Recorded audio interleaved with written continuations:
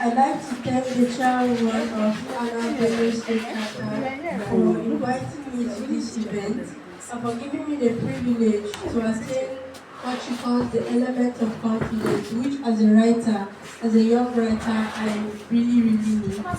So I really appreciate everyone else who has been part of my journey here. And today I'm going to be talking about the importance of storytelling. So before I speak on the importance of storytelling, I'd like to share with you my book. It's called The Bowl of Rice. Now this may look like a normal, funny children's story book, but it carries a message that can help anyone of any age sitting in this room right now.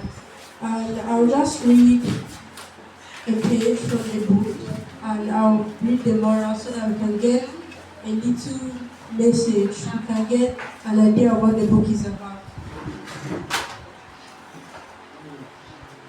Life is like, hold on, before I tell you about life, let me tell you a story. A long time ago, before rice became a popular food, there was a big bowl in the farmer's house. The big bowl was full of white rice, and the bowl of white rice had no dressing. It was food for the farmer's chickens. But the bowl of white rice wanted to be more than chicken feed. One morning, the chicken family were passing by the bowl of white rice. "I will not eat rice anymore," shouted Papa Cock. "Yes, this bowl of rice tastes plain," said Mama Hen. "Blah," said her two little chicks. "Rice is tasteless, rice is colorless." And off they went. They found some bright yellow corn dried in the sun, which they ate happily. "I am tasteless, I am colorless," sighed the bowl of white rice. It felt sad and lonely. So I'm going to stop there. Now, from the picture I have painted using characters, setting, plot, and event, and the actions taking place at the beginning of this story, it seems like a sad story. Let me just use the word tragedy. And some stories actually start like that. It starts with conflict and ends with a resolve, as we all know. So this piece of literature it actually ended, I'll just hint us, it ended with the rice not being sad and lonely anymore. How that happened is something you're going to find out on your own. So what I actually want to say is storytelling is important. With storytelling you can paint pictures. With storytelling you can shape or carve or mold or bend events or activities or actions taking place in your life, the life of others, even your society. It is somehow like the way our parents mold our futures because they take care of us. How they mold our futures: when we are born, they feed us, they clothe us, they shelter us, and they just take care of our everyday basic needs. That is storytelling in itself because we grow up to become strong people depending on how we're taken care of. There are other examples. Let's say the government. They take care of the state, the country.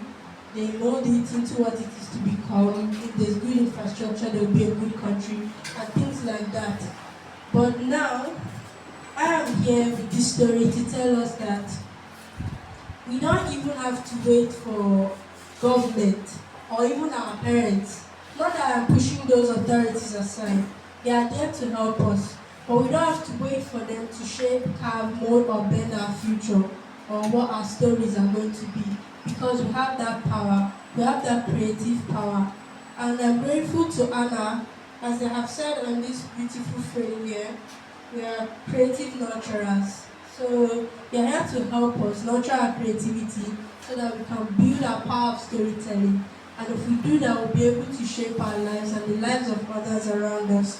In this book, what happened was the character, I used rice because it is very popular, and then again, nobody would expect that I would use this unusual character or setting to pass across a message.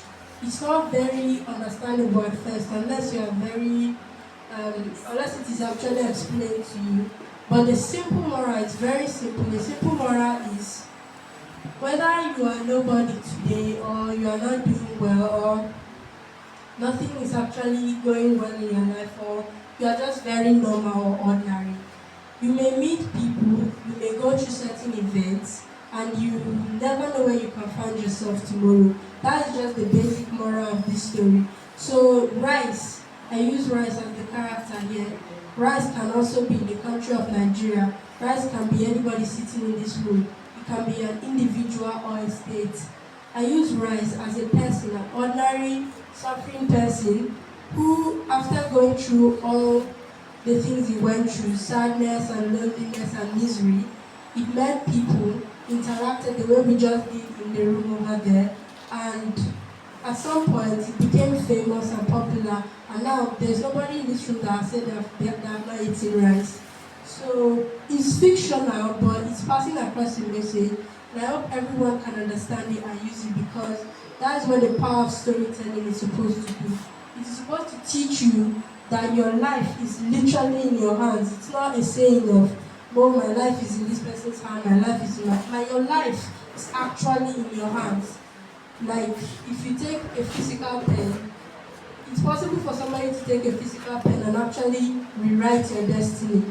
It's not a metaphor anymore. Because if I come here and I sign a check of millions of dollars and give to somebody, who actually change their life. So that's the power of storytelling.